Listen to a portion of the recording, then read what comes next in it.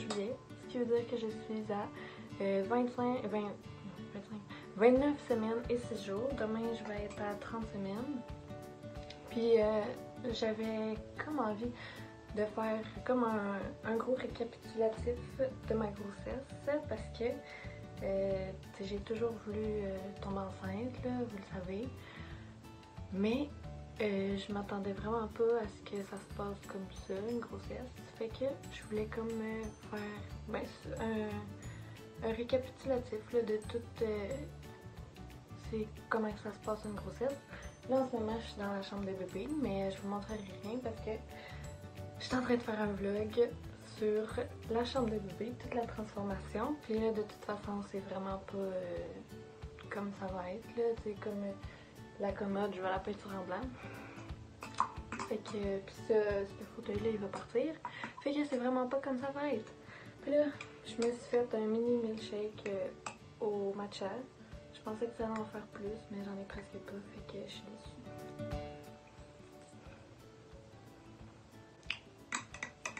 Au moins c'est délicieux. Gros, tu m'accompagnes.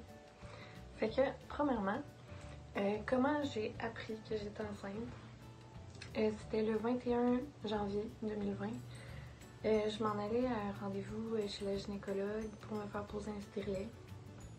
Puis là, ben avant, fallait qu'elle me fasse faire un test de grossesse parce que d'un coup que j'étais enceinte, c'est pour éviter les risques de grossesse ectopique. Donc, c'est ça. Elle m'a fait passer une prise de sang, puis là, après ça, je suis retournée chez nous, puis elle m'a rappelé vers 5h30. Puis elle m'a dit je viens d'avoir tes résultats pour ta prise de sang, puis c'est positif, t'es enceinte. Fait que là, j'ai vraiment capoté. Puis Alice, c'est toi que j'ai appelé en premier. Parce que j'ai appelé ma mère au début, mais elle répondait pas. Fait qu'en tout cas, j'ai vraiment capoté. Je savais pas quoi faire, je savais pas. J'étais juste sous le choc. Pour le premier trimestre, je pense que ça a vraiment été lui le plus difficile parce que ben premièrement, ça a été beaucoup de grosses discussions avec Sean parce qu'on savait pas si on allait le garder ou pas, parce que c'était vraiment pas prévu. Et lui, il voulait pas avoir d'enfant avant 26 ans. Puis là, il y en a 22. Fait que c'est ça. Puis en plus, j'étais genre vraiment fatiguée. Puis j'avais mal au cœur. Genre surtout à partir de la 6-7e semaine, là, je savais pas exactement parce que j'avais pas encore eu mon écho de datation. Ouais, j'ai commencé à avoir full mal au cœur. Genre, j'étais même pas capable de manger. C'était vraiment pas le fun. Fait que j'ai commencé à prendre du Diclofenac. Et ouais, c'est en plus des nausées. Tout, j'ai commencé à avoir full de boutons. Mais dans le fond, avant que je sache que j'étais enceinte, j'avais déjà commencé à avoir full de boutons d'en face. Puis je pensais juste que j'allais être dans ma semaine, mais c'est après coup. J'ai catché que c'était pour ça. Fait que c'est ça, j'étais full fatiguée. Puis là, en plus, ben tu sais, moi j'étais habituée d'aller à l'école puis travailler. Genre, j'avais aucune journée de congé, jamais. Puis là, vu que je travaille en santé mentale, ben j'ai été mise en arrêt préventif. Fait que j'ai arrêté de travailler. Puis, en plus de ça, ma session de soins, c'était en santé mentale aussi. Fait que je pouvais pas faire mes stages. Fait que j'ai arrêté l'école aussi. Fait que du jour au lendemain, je me suis retrouvée comme à aucun temps libre, de aucun temps libre à beaucoup trop de temps libre. Fait que ça n'a pas aidé pour le moral non plus. Surtout que tout le monde travaillait ou allait à l'école, puis Sean était à Rivière-du-Loup. C'était pas agréable pantoute. Puis là, vers 11-12 semaines à peu près, j'ai commencé à avoir plus d'énergie. Puis là, je me suis dit que je pourrais faire des cours de yoga prénatal. Je trouvais que ça avait l'air trop cool parce que déjà que j'avais commencé à faire du yoga juste chez nous pour le fun. Mais là, il y a eu le mot du COVID, puis tout a arrêté. Fait que j'ai pas pu faire de yoga. Tu sais, j'en faisais chez nous, je checkais des vidéos YouTube, là. Fait que là, justement, à cause de ça, au moins, Sean est revenu habiter ici, puis il m'a vraiment aidé pour vrai. C'était le jour et la nuit, là, de ce que c'était. Il s'occupait tellement de moi, ça n'a pas de beau sens. Genre, il me faisait à manger, il faisait tout le ménage. il me coulait des bains, il me faisait des tisanes quand j'avais trop mal au cœur, il faisait tout pour moi. Puis en plus, dans ce coin-là à peu près, j'ai commencé à avoir vraiment mal au ventre puis au dos. Tu sais, comme quand on est dans notre semaine, mais en pire. Ça, c'est vraiment quelque chose que je m'attendais pas en tombant enceinte. Genre, je savais pas en tout, moi, il y a personne qui m'avait dit que ça faisait mal être enceinte. Mais ça fait vraiment mal. Genre, c'est pire qu'être dans ma semaine, là. Puis c'est pour ça que je prenais toujours des bains chauds, même si on n'a pas tant le droit. Mais genre, oui, là, mais pas trop chaud. Mais ouais, c'est genre, je prenais jusqu'à 3 bains par jour des fois parce que j'avais trop mal. Puis c'était le seul moyen que ça passait. Puis aussi, ma pression était vraiment basse, là, fait que ça faisait que j'étais encore plus fatiguée, puis j'avais zéro énergie, là, zéro. Genre, juste prendre ma douche, là, ça prenait toute mon énergie, là. Je niaise même pas, c'était horrible. C'était le bordel ici, j'étais même pas capable de faire le ménage. J'ai capoté. Mais là, au moins, le 3 mars, ça a été la première plus belle journée de ma vie. C'est là que j'ai eu ma première échographie. J'étais tellement stressée, là, pour vrai, j'ai jamais été autant stressée de ma vie. Parce que j'avais peur, genre, que la gynécologue qui m'a appelée pour me dire que mon test était positif, mais qu'elle se soit trompée de patiente, puis que ce soit pas à moi les résultats, puis que, genre, vu que je pense que je suis enceinte, ben mon corps fait tous ces changements-là, genre ma tête. Fait que là, j'avais peur d'arriver à l'échographie, puis de voir que finalement, ben j'ai pas de bébé. Mais finalement, on l'a vu. C'était vraiment cute. Je vais mettre une petite photo, là, juste parce que c'était vraiment cute. Puis c'est aussi qui est venu avec moi. Puis ouais, c'était le 3 mars. Puis là, c'est là que j'ai su que j'étais exactement à 10 semaines et 6 jours. Puis que ma date prévue d'accouchement, c'était le 23 septembre. Donc, ben c'est ça. Là, le premier trimestre, ça s'est continué comme ça. Pas plus d'énergie.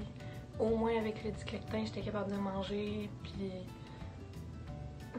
c'était correct. Pour ce qui est du deuxième trimestre, les symptômes étaient pas tant différents que ça. Genre, j'étais encore fatiguée, mais j'avais quand même un petit peu plus d'énergie, mais pas tant que ça. J'avais encore vraiment mal au cœur. J'ai encore full de boutons, genre dans le dos, là, surtout. Mes boutons en face sont presque disparus, sauf genre ci. Mais ils sont tous allés dans mon dos. Cool. Puis c'est ça. Puis à part de ça, ben je pense que c'était pas mal la même affaire, là. Mal de ventre, mal de dos, tout ça, là, tout ce que j'ai dit. Aussi, j'avais vraiment beaucoup de reflux gastrique. Même encore là, j'en ai moins qu'avant parce que là, je prends une petite pilule. Mais ouais, j'ai commencé à avoir full de reflux gastrique, puis mal d'estomac, puis c'était pas le fun, là. Je prenais des Tums, des Gaviscon, dos de bras, allons-y. Fait que ça, souvent, ça m'empêchait de dormir, puis ça me donnait mal au cœur. Fait que encore là, j'étais full fatiguée parce que je dormais mal, parce que j'avais des reflux gastriques. Fait que c'était comme un cercle vicieux. Puis là, plus que j'étais fatiguée, ben plus que j'étais irritable, plus que je pleurais, plus j'arrêtais pas de pleurer, puis là, je me demandais comment j'allais faire pour tenir jusqu'en septembre parce que j'étais comme vraiment down. C'était pas agréable. Au moins, pendant le deuxième trimestre, on avait notre échographie le 8 mai pour savoir le sexe. Ça, on l'attendait depuis des semaines, on avait tellement hâte de cette échographie-là. Mais là, à cause du COVID, Sean n'a pas pu venir. Puis on était vraiment tristes. Fait que j'ai demandé à la technicienne qu'elle me dise de me fermer les yeux quand elle regarde son sexe, puis qu'elle l'écrive sur un papier, puis quand j'allais revenir chez nous, on allait le regarder ensemble. Fait que moi, je pensais que ça allait être une fille, puis Sean pensait que ça allait être un gars.